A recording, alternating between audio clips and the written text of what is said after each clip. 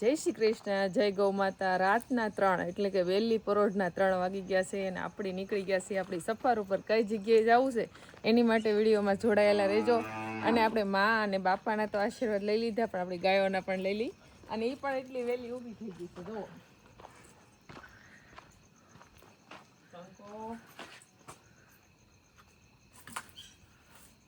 લક્ષ્મી,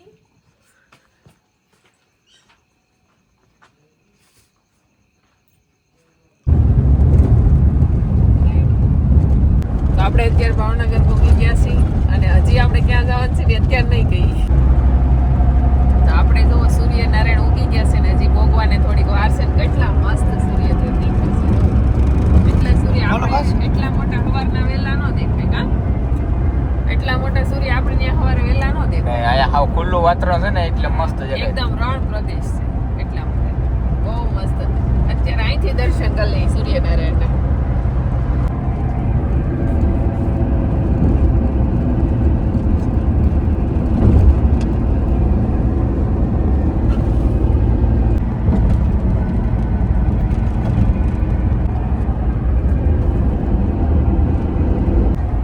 નથી દેખાતો એટલી ધુમ્મસ છે આગળ.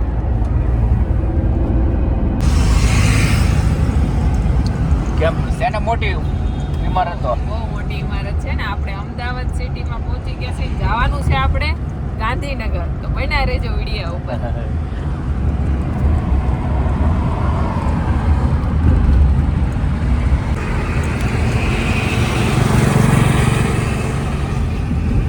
આપણે અમે છે ને અક્ષરધામ મંદિરે ગયા હતા. ગાંધીધામ અક્ષરધામ મંદિરે પહોંચ્યા આપણે. હા, તો અક્ષરધામના ગેટ ના મંદિર બંધ હતું એટલે આપણા ભાગમાં દર્શન નતા. હવે આપણે જે જગ્યાએ જવાનું છે એ જગ્યાએ જઈએ છીએ અત્યારે. Exit the roundabout onto National Highway 147.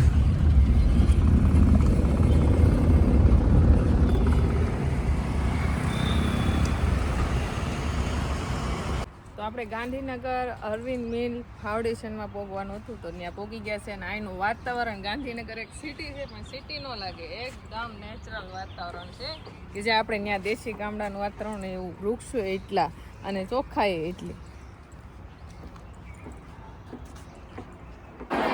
તો આપણે પહોંચી ગયા છીએ અરવિંદ ફાઉન્ડેશનમાં કે જ્યાં 300 કરતાં વધારે બહેનો જોડાયેલા છે ગૃહ ઉદ્યોગમાં. તો ત્યાં આપણને આમંત્રિત કર્યા હતા એટલા માટે આપણે આવી ગયા છીએ. જોઈ છીએ આગળ કાર્યક્રમમાં.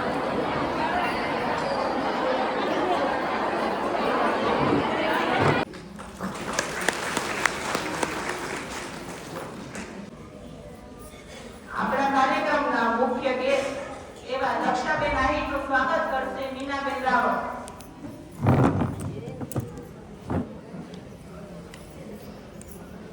મીનાબેન,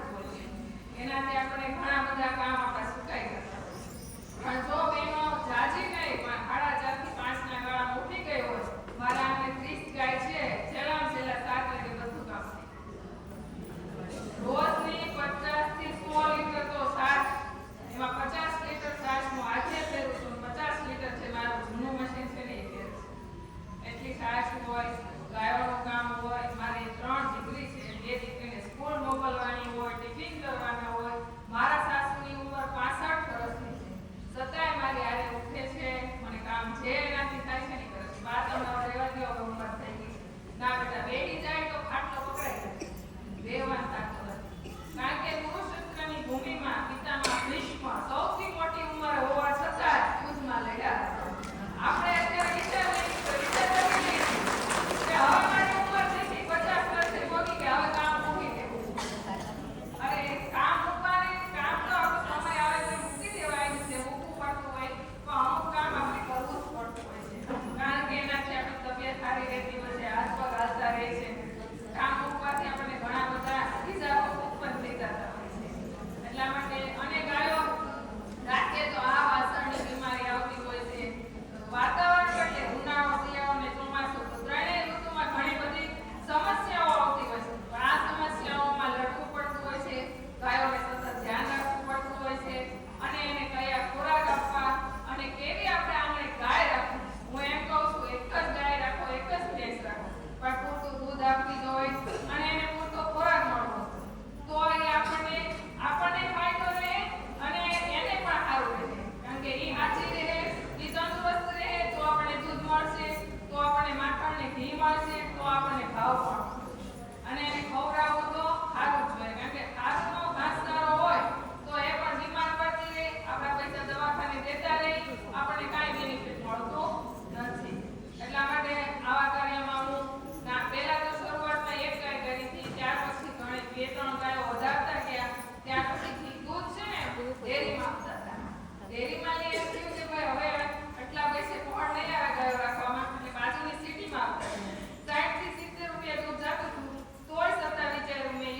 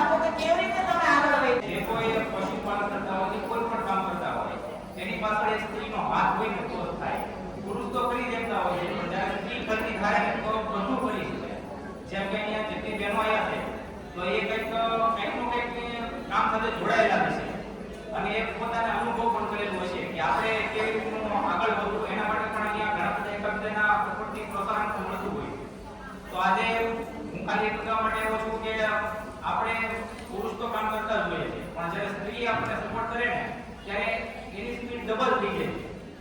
એટલા માટે સ્ત્રીનો હાથ બહુ મોટો હોય છે. અને મારો સફર પહેલેથી એટલો બધો સક્ષમ નહોતો, પણ જ્યારથી દક્ષાએ મને સપોર્ટ આપવાનું ખૂબ શરૂ કર્યું, જેથી કરીને આપણે પશુપાલનમાં જોડાયા. અમે ભણેલા પણ નથી એટલું બધું, અમે 700 થી ભણેલા છીએ ખાલી. પછી અમે યુટ્યુબમાં ચેનલ પણ ખોલી, એમાં પણ એનું એવું વિચાર હતો કે આપણે યુટ્યુબમાં ચેનલ ખોલીએ તો જેનાથી આપણે જે કંઈ કામ કરીએ છીએ એ બીજા લોકો શોધે અને બીજા લોકોને પણ એમાંથી કંઈક શીખવા મળે કે ગામડાની અંદર કેવી રીતનું જીવન જીવી શકાય છે. અને ગામડાની અંદર આપણે ખેતી કામ કે પછી પશુપાલન કરતા હોઈએ કે કાંઈ પણ બીજું કંઈ કામ કરતા હોઈએ, કંઈ પણ કામ કરતા હોઈએ તો એ કેવી રીતે આપણે કરવું એની માહિતી ખાસી સામેવાળા વ્યક્તિઓને મળી શકે. એના માટેનો એક પ્રયાસ અમે કર્યો છે યુટ્યુબ ચેનલ ખોલીને.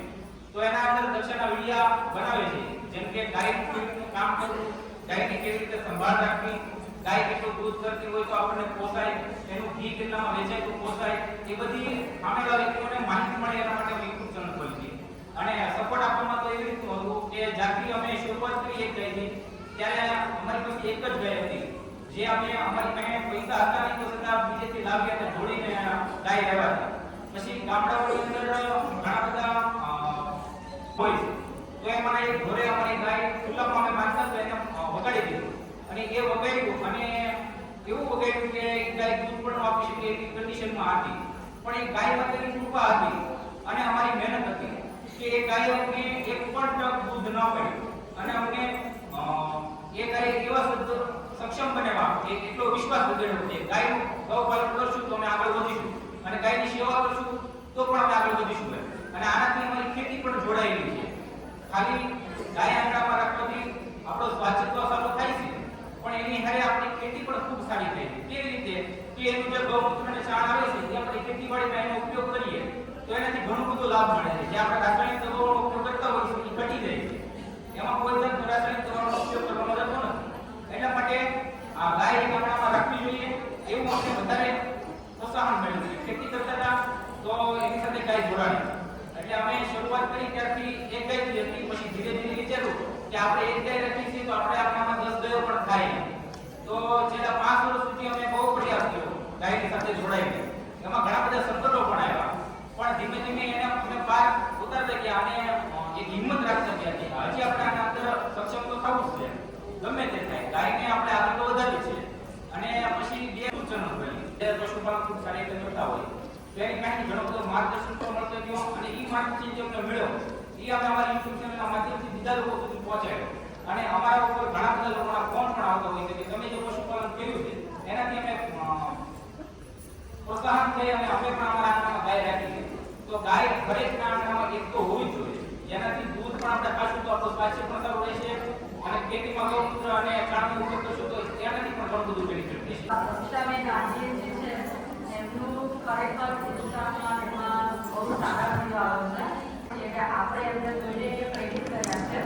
એમને કોલ કર્યો ખાલી કે અમારી આટલી બહેનો છે અને બહેનો અમારી બહેનોને પણ કંઈક ને કંઈક કરવું હોય છે, પણ ક્યાંક ને ક્યાંક મુશ્કેલી આપણને નડતી હોય છે, એમને પણ નડી છે. એટલા માટે એમને આપણે આમંત્રિત કર્યા અહીંયા કે એમના અનુભવ આપણને કે કેવી રીતના એમને પતિ પત્ની બંને ભેગા થઈ સાથે મળી અને અત્યારે આટલે સુધી પહોંચ્યા કે જે મહુવાથી છે કન્યા સુધી આવી શકે. ઘણી વખત આપણામાં પણ એવું હોય છે કે ઘણું હોય છે પણ કે બેન અમારે છોકરો ના પાડે, ઘરવાળા ના પાડે, સમાજ કે આમ કે બરાબર. એમને પણ ઘણા પ્રશ્નો નડ્યા હતા, એવું નથી નડ્યા, પણ એમને આ બધા પ્રશ્નો બાજુમાં રાખીને આગળ આવવાનું વિચાર. Good morning. Good morning. કેમ છો? આવ્યા ત્યાર પછી મેડિટેશન કરીને થોડું વધારે સારું લાગે છે. મને મારું પહેલો મેડિટેશનનો જે એક્સપિરિયન્સ છે તમારી સાથે શેર કરું, વાત કરું. મેં મેડિટેશન ચાલુ કર્યું હતું 5 વર્ષ પહેલાં, 5.5 વર્ષ પહેલાં. એ વખતે એવું છે કે ક્યાં બેસાડી દીધી અને આવું તો ભારત જેવી આટલી બોલાવણી વ્યક્તિને તમે એવું કહો કે 20 મિનિટ ચૂપ રહેવાનું ઘણું અઘરું હતું એ વખતે. પછી 3 સિટિંગ લીધા કર્યું, પછી લગભગ 6 મહિના પ્રક્રિયા ચાલુ કરી. ક્લિનિંગ હું રોજ કરતી હતી. અત્યાર સુધી ક્લિનિંગ તો કરું જ છું, મેડિટેશન થાય તો કરું છું, પણ ક્લિનિંગ તો કરું જ છું. મહિલા દિવસમાં આપનું ખૂબ ખૂબ સ્વાગત છે. આપ સવારના પોતાનો કિંમતી સમય કાઢીને અહીંયા આવ્યા. બધું ઘરકામ હશે તો પણ સમય કાઢીને આવ્યા, એ ખૂબ સરસ વાત છે. હમણાં વિચારતી હતી કે મહિલા દિવસે આપને શું કહું, કે શું વાત કરું. અને આ દક્ષાબેનને સાંભળીને તો એમના પ્રમાણે તો મને એવું થાય કે ઘણું બધું શીખવા જેવું છે. તમારામાં ઘણી બધી મહિલાઓ એવી હશે કે જેની પાસેથી અમારા જેવા વ્યક્તિઓ ઘણું શીખી શકે. અમે ભણેલા છે, વિદેશમાં ભણેલા છે, અહીંયા કામ કરીએ છીએ, તે છતાં તમારી પાસે ઘણું શીખવા જેવું છે. મારી અત્યાર સુધીના જીવનમાંથી એક વસ્તુ ખાલી તમારી સાથે શેર કરીશ. સ્ત્રી બધા માટે સમય આપતી હોય છે. બાળક માટે, હસબન્ડ માટે, આજુબાજુવાળા માટે, બરાબર. સ્ત્રી પોતાના માટે સમય કાઢતા શીખતી નથી, બરાબર. એટલે પોતાના માટે આપણે એવું કહીએ કે ક્યાંથી કાઢવાનો. હસબન્ડને ટિફિન આપવાનું છે, બાળકોને સ્કૂલ મોકલવાના છે, અરે આટલા વાગે આવશે, આ તેટલા વાગે આવશે, પછી બાજુમાં કોઈ ગુજરી ગયું તો જવું પડશે, લગ્ન છે તો જવું પડશે, બરાબર. તમે જો કાઢી શકો તો 5 મિનિટ પોતાના માટે કાઢો, અને એ 5 મિનિટમાં એ વસ્તુ કરો જે તમને ગમે છે. તમને ચિત્ર કરવું ગમતું હોય તો ચિત્ર કરો, તમને સરસ ચા બનાવીને પીવી ગમતી હોય તો એ કરો. એ સમય પોતાની જાત સાથે કાઢો. તમે આજુબાજુવાળા ભેગા થઈને વાતો કરો એ તો બરાબર છે, એ સમય તો ખરો. તમે બપોરે બેઠા ચાના ટાઈમે, કે સાંજે બેઠા, કે બાળકો સ્કૂલે ગયા પછી બેઠા, કે જે તમે કર્યું, એ 5 મિનિટ અમુક વર્ષો પછી જે બનશે એનો ખૂબ મોટો એક યોગદાન હશે તમારી જિંદગીમાં. 5 મિનિટ કે 10 મિનિટ તમે પોતાની સાથે જે ગાળશો અને એમાં જે વસ્તુ કરશો એમાં તમને ખૂબ મજા આવશે. સૌને નમસ્કાર. આજના કાર્યક્રમના મુખ્ય અતિથિ દક્ષાબેન આહિર, નરેશભાઈ આહિર, જે પ્રેરણારૂપ છે અને ખરેખર આપણને સાચું માર્ગદર્શન આપવા માટે એકદમ ઉત્તમ દિગ્ગજ તરીકે આવ્યા છે. અમારી ટીમમાંથી શીતલબેન, અર્ચનાબેન, યોગીનીબેન, દીપકભાઈ, રણજીતભાઈ અને બધા બહેનો, રિસેપ્ટર મેડમ અને સૌ બહેનો જે વિવિધ લગભગ 55 ગામોમાંથી આવ્યા છે. તો હું સાંભળ્યું તો દક્ષાબેનને છે ને 2-3 મહત્વની વાત કીધી. આજે બધા તમને સૂચનો આપશે, પણ તમારે અંદરથી વિચારવાનું છે કે જે હું આખો દિવસ કરું છું એમાં દક્ષાબેને એક વસ્તુ કીધી કે સાઈડમાં કંઈક કરવું જોઈએ. એક વસ્તુ છે કે આપણે આખો દિવસ ઘરનું કામ કરીએ છીએ, પછી ખેતી કરીએ છીએ, બીજું કંઈ કરીએ છીએ, પણ સાઈડમાં જે કંઈક એવું બીજું કામ કરીએ છીએ જેનાથી આપણને મહિને 2-3 હજારની આવક થાય. આપણી એક આવક હોય કે 15-20 હજાર આપણા ઘરની આવક હોય, પણ એ આવકમાં 5-7 હજાર આપણે ઉમેરી શકીએ એવું કામ કેવું થઈ શકે. તો આટલા બધા બહેનો છે જે અરવિંદ ફાઉન્ડેશન સાથે જોડાયેલા છે. તો દરેક કામમાં નાની નાની પ્રવૃત્તિ, સિલાઈની હોય, બ્યુટી પાર્લરની હોય, પશુપાલનની હોય. દક્ષાબેન તો વિદેશમાં પણ પ્રોડક્ટ મોકલવા માંગ્યા છે. તો આપણે તો આજુબાજુ સિટી પણ છે, અમદાવાદ સિટી છે, ગાંધીનગર છે, કલોલ છે, કડી છે.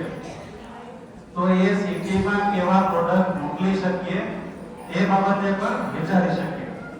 એક વસ્તુ 2-3 ઉદાહરણ હું તમને ખાસ આપીશ કે કચ્છનું નામ સાંભળ્યું છે? કચ્છ આપણા ગુજરાતમાં છે. તો કચ્છમાં છે ને બહેનોએ પોતાના ભરત ગૂંથણ કરી અને વિવિધ આર્ટના પ્રોડક્ટો આખા ભારતમાં એમના જાય છે. છેક ખાવડાથી લઈ મુન્દ્રા, અંજાર, ગાંધીધામ ત્યાંના બહેનો છે આખા ભારતમાં એના પ્રોડક્ટ મોકલે છે. તો આપણે એ વિચારવાનું છે કે આપણા વિસ્તારમાં એવી કઈ વસ્તુ છે કે જેને આપણે થોડીક વધારે સારી અને એને બજાર સાથે લિંક કરી શકીએ. બીજી એક મહત્વની વસ્તુ હું તમને કહેવા માંગુ છું શહેરોનું જીવન જે છે ને, લોકો જેમ દક્ષાબેને કીધું કે અમે બોટાદથી સુરત આવ્યા. સુરત શેના માટે આવ્યા? શેના માટે સુરત ગયા? કમાવા માટે ને, ગામડાથી વધારે કમાવા માટે. પછી એમને શું લાગ્યું કે શહેરી જીવન તો આટલી મજા નથી. એક તો જમવાનું માં બધું ભેળસેળ હોય, તમને તાજું જમવાનું ન મળે, ત્યાંની જે લાઈફસ્ટાઈલ છે એ થોડી પેલી અલગ હોય. તો જેમ ગાંધીજીએ કીધું હતું કે સાચું ભારત જે આપણો ભારત દેશ છે એનું જીવન ગામડાઓમાં વસે છે. તમે જોજો કે મોટા જે ઉદ્યોગપતિઓ છે ને, મોટા ઉદ્યોગપતિઓ એ સિટીમાં આવશે, પછી સિટીમાં આવીને શું કરશે કે સિટીની બહાર જે ગામડાનું ખેતર હોય ને એ ખેતર લઈ અને એમાં રહેશે, ફાર્મ હાઉસ. એટલે ખરેખર ગામડાનું જે જીવન છે એ સમૃદ્ધ જીવન છે. આપણે શું કરવાનું છે કે એ જીવનને અપનાવવાનું છે, ગામડાના જીવનને મહત્વ આપવાનું છે. તો ખરેખર આટલા બધા બહેનો જે આવ્યા છે, અમને બહુ આનંદ થયો કે તમે લોકો આવ્યા, આટલો સમય કાઢ્યો.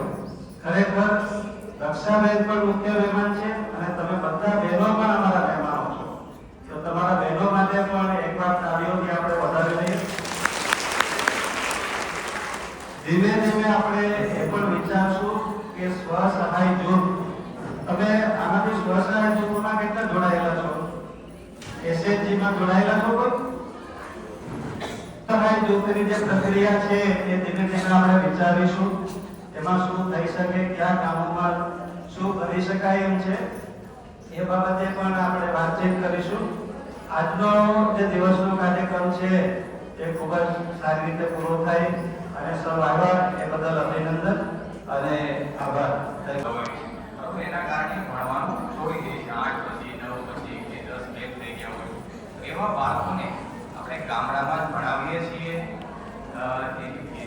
ફાઉન્ડેશન સ્ટીફન ફ્રીવર્કમાં ભણાવીએ છીએ, ફાઉન્ડેશન આપીએ છીએ અને એક્ઝામ અપાવીએ છીએ અને બાળકોને 10 અને 5 પાસ કરાવીએ છીએ. તો આપ સૌને પણ એક વિનંતી છે કે આપના ગામમાં, આપના ઘરની આસપાસ જે બાળકો ડ્રોપઆઉટ થઈ ગયા હોય, એટલે કે ભણવાનું છોડી દીધું હોય, એવા બાળકોને જેને આગળ ભણવાની ઈચ્છા હોય તો તમારા કોર્ડિનેટર બેન છે, ગોપિકા બેન છે અથવા તો વિષ્મા બેન છે, એમનો સંપર્ક કરજો કે બાળકના નામ આપજો જેને ભણવાની ઈચ્છા હોય, આપણે એમને મદદ કરીએ. 5 મિનિટ આપણે આપીએ છીએ. તો 5 મિનિટમાં આપણે દક્ષાબેનને કોઈને કંઈક પ્રશ્ન કરવો હોય, એમને તો એમના જીવનની આપણે શું કેવી રીતના હતું એ બધું આપણને જણાવે. પણ તમારે કોઈનો અલગથી પ્રશ્ન હોય કે ભાઈ અમારે આ પૂછવું છે તો તમે પૂછી શકો છો દક્ષાબેનને. બેનો, આજે અમને ખબર છે કે તમે સવારે વહેલા ઉઠી કામ કરી, ટિફિન બનાવી, ઘોડાનું કામ કરીને આવ્યા છો, તમારો સુવાનો ટાઈમ થઈ ગયો. અમે સુતા નથી એટલે અમને એવું ના હોય તમે સુતા હોય એટલે આજનો દિવસ ખાલી અમારી જોડે થોડો ટાઈમ આપો. કાલે અમે લોકો નહીં કરીએ, બસ હવે છે ને આપણી પાસે અમૃતા બેન છે, તમે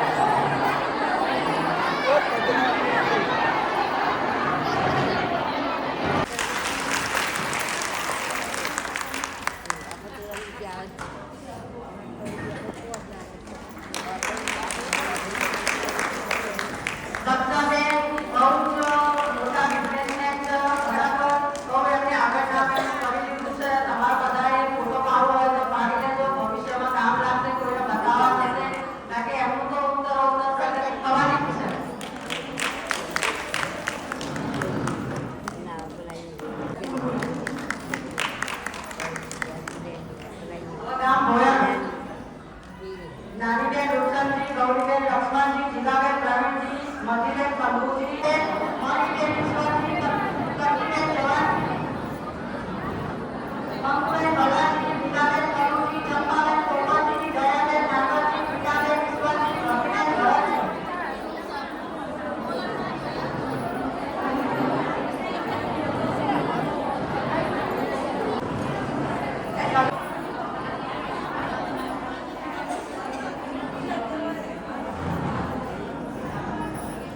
ગૌરીબેન લક્ષ્મણજી, જીલાબેન પ્રવીણજી, મધુબેન શંભુજી,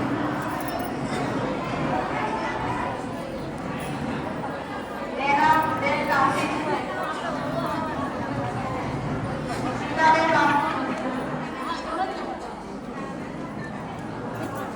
કવિતાબેન નરેન્દ્રજી, મંગુબેન ડોલાજી, કંકુબેન પ્રહલાદજી, માગરી ગીતાબેન. આમંત્રણ આપે છે કે તમે ભાવનગર જિલ્લાના મોવા તાલુકાના કોદળી ગામની ગૌશાળાએ પધારો. ત્યાં બધા જગ્યા મોટી તમામ બહેનો અને ઉપસ્થિત ભાઈઓ બધાને આવો. અને તમારે બહેના ઉપર છે હજી થોડું પધારો, હજી થોડીક વસ્તુ ખાલી દૂધ વેચે બહાર નહીં આવે, ખાલી ઘી વેચે બહાર નહીં આવે, ઘણી બધી વસ્તુ બને છે બનાવી અને હારી બનાવો. એક જ વાર બનાવો, એક જ કિલો ભલે બને પણ એવી બનાવો કે બીજો વ્યક્તિ ફરીવાર ખરીદવો એવી વસ્તુ બનાવો અને એકદમ ચોખ્ખાઈ છે. જય શ્રી કૃષ્ણ, જય ગોમાતા. પહેલી વાર જોયું છે કે અમદાવાદનો અને ગાંધીનગરમાં આવો દરગાહ પડે ત્યાં રહેવાતું જ નથી.